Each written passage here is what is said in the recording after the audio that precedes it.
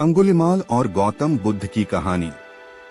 एक समय की बात है, महात्मा बुद्ध बिहार के पास एक राज्य में भ्रमण पर जा रहे थे। तभी वहाँ के एक गांव में वह रात गुजरने के लिए रुक गए और फिर वहाँ के लोग खूंखार डाकू अंगुलिमाल के बारे में बात करने लगते हैं। तभी महात्मा जी ने उन आदमियों को बुलाकर पूछा कि भाई, आप लोग किसकी बात कर रहे हो? तब आदमियों ने बताया कि महात्मा जी, हम डाकू अंगुलिमाल के बारे में बात कर रहे हैं। तब महात्मा जी ने पूछा, अंगुलिमाल कौन है ये? तब उत्तर में उन आदमियों ने कहा, महात्मा जी, वह बहुत ही खूंखार डाकू है जिसने अपनी दहशत से लोगों को परेशान कर रखा है। वह डाकू उसके इलाके में जाने वाले राहगीरों को लुटता है और यहीं पर उसका खूंखारपन खत्म नहीं होता। वह लोगों के उंगलियों को काट लेता है और फिर उनकी माला बनाकर अपने गले में पहनता है। तब महात्मा जी ने बड़ी शालीनता से पूछा कि अंगुलिमाल डाकू मिलता कहाँ है? तब उन लोगों ने जवाब दिया कि वह यहाँ से कुछ दूरी पर चलकर एक घनघोर जंगल है, वही उस अंगुलिमाल डाकू का बसेरा है। तब महात्मा जी ने कहा, ठीक है, और अपने शिष्यों को बोला कि तुम सब अब विश्राम करो, कल सुबह होते ही हमें जल्दी निकलना है।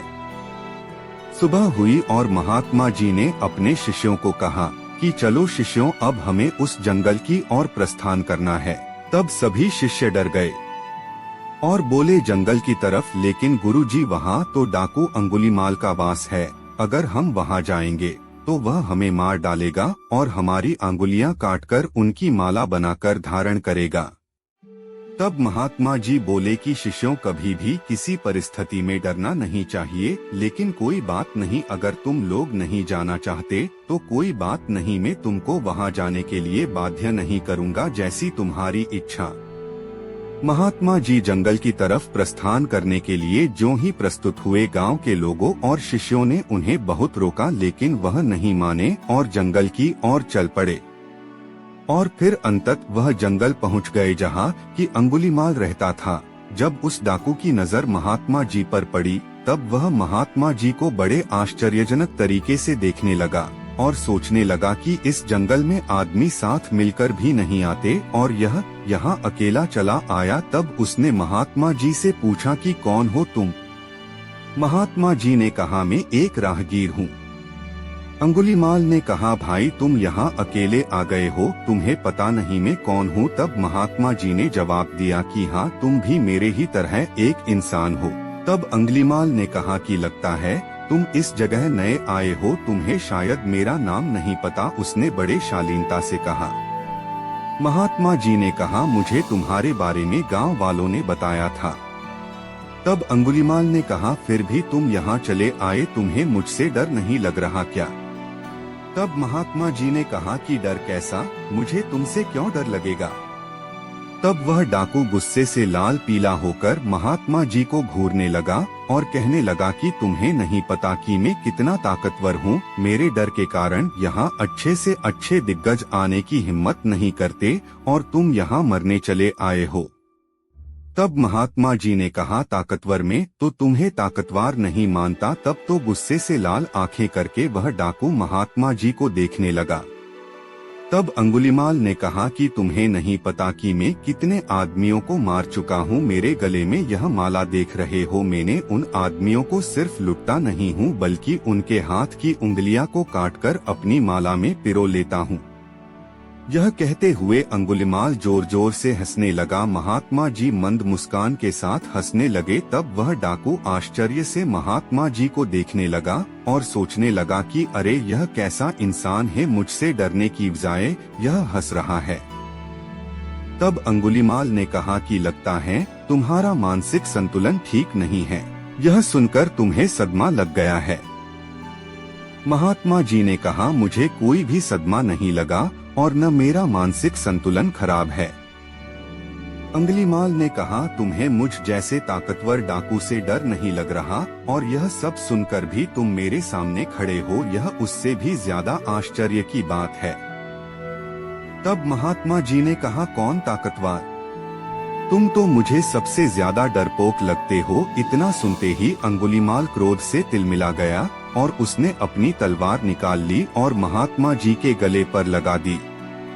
तब महात्मा जी ने कहा, मेरी बात तो सुनो भाई। उसने बोला, जल्दी बोल, अब मैं तेरे मुख से और कुछ नहीं सुनना चाहता। अरे भाई, अगर तुम सच में ताकतवर हो तो तुम सिद्ध करो, तब मैं मानूंगा। अंगुलीमाल ने कहा, अच्छा बता, मुझे क्या करना होगा अपने ताकतवर सिद्ध होने के लिए? तब महात्मा जी ने कहा कि तुम्हें वो पेड़ दिख रहा है। अंगुलीमाल ने कहा, हाँ दिख रहा है। तो क्या करना है? उस पेड़ को गिराना है। महात्मा जी ने कहा, नहीं, तुम्हें सिर्फ उस पेड़ से 10 पत्ते तोड़कर लाने हैं। इतना सुनकर अंगुलीमाल जोर जोर से हंसने लगा और हंसते हंसते पेड़ से पत्ते तोड़ लाया और महात्मा जी को देने लगा। महात्मा जी ने कहा, जाओ, अब यह पत्ते उस पेड़ पर वापस जोड़ कर आओ।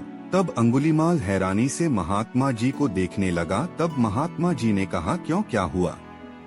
जाओ, जोड़कर आओ इन पत्तों को। तब अंगुलीमाल बोला कि यह कैसे हो सकता है कि एक बार कोई चीज टूट जाए वह वापस कैसे जुड़ सकती है? तब महात्मा जी बोले, क्यों, तुम तो बहुत ताकतवर हो न, फिर इन पत्तों को तुम क्यों नहीं जोड़ सकते? मैं तो तुम्हें जब ही ताकतवर मानूंगा जबकि तुम यह पत्ते वापस पेड़ से जोड़ दोगे, नहीं तो तुम डरपोक हो। मेरी नजर में असली ताकतवर तो वह होता है जो कि टूटी हुई चीजें जोड़ दे, जो चीजें तोड़े वो कैसा ताकतवर? यह सुनकर अंगुलीमाल महात्मा जी के चरणों में गिर गया और उनसे कहने लगा कि महाराज जी, मुझे क्षमा करे, सचमुच मुझे आज एहसास हुआ कि मैं कितना बड़ा पापी हूँ। मैंने कितने निर्दोष लोगों का खून बहाया और उन्हें लुटा।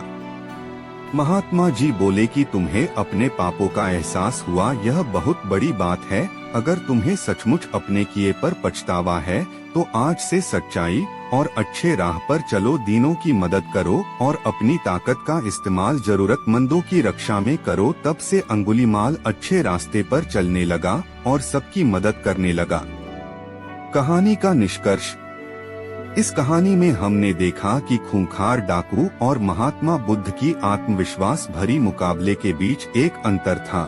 जबकि डाकू आत्मविश्वास की कमी के कारण हार गया, महात्मा बुद्ध ने अपनी आत्मशक्ति को पहचाना और सच्चे आत्मविश्वास की प्राप्ति की। हमें यह याद रखना चाहिए कि जीवन की हर मुश्किल से लड़ने के लिए आत्मविश्वास हमारी महत्वपूर्ण उपकरण होती है। हमारी जीत या हार आत्मविश्वास पर निर्भर करती है, और जब हम सही तरीके से आत्मविश्वास को समझते हैं और उसे विकसित करते हैं तो हम सचमुच अपारतंत्री हो सकते हैं।